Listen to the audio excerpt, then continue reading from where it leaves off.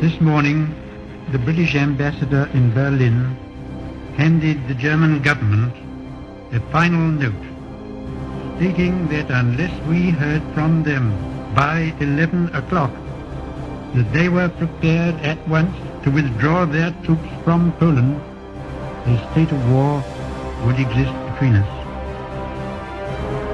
I have to tell you now that no such undertaking has been received, and that consequently this country is at war with Germany.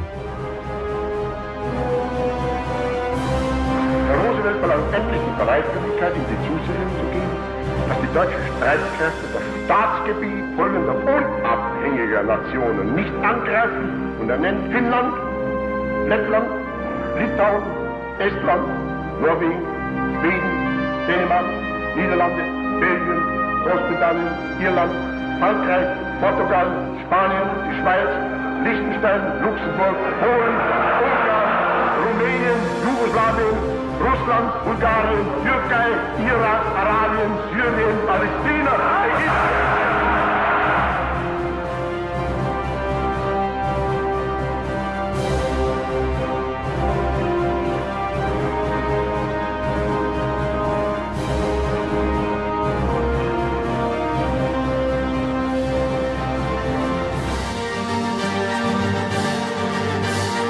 Fight in France, we shall fight on the seas and oceans, we shall fight with growing confidence and growing strength in the air, we shall defend our island, whatever the cost may be. We shall fight on the beaches, we shall fight on the landing grounds, we shall fight in the fields and in the streets, we shall fight in the hills, we shall never surrender, and if, which I do not for a moment believe, this island or a large part of it were subjugated and starving, then our empire beyond the seas, armed and guarded by the British fleet, would carry on the struggle until, in God's good time, the new world, with all its power and might, steps forth to the rescue and the liberation of the old.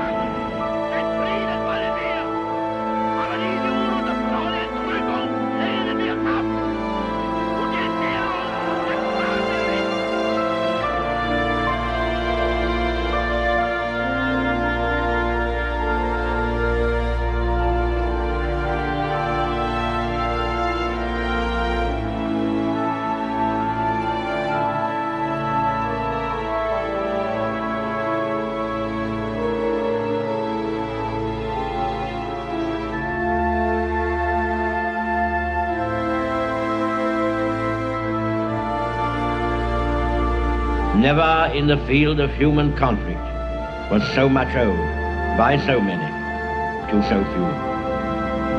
All our hearts go out to the fighter pilots, whose brilliant actions we see with our own eyes day after day. I hope, indeed I pray, that we shall not be found unworthy of our victory, if after toil and tribulation it is granted to us. For the rest, we have to gain the victory. That is our task.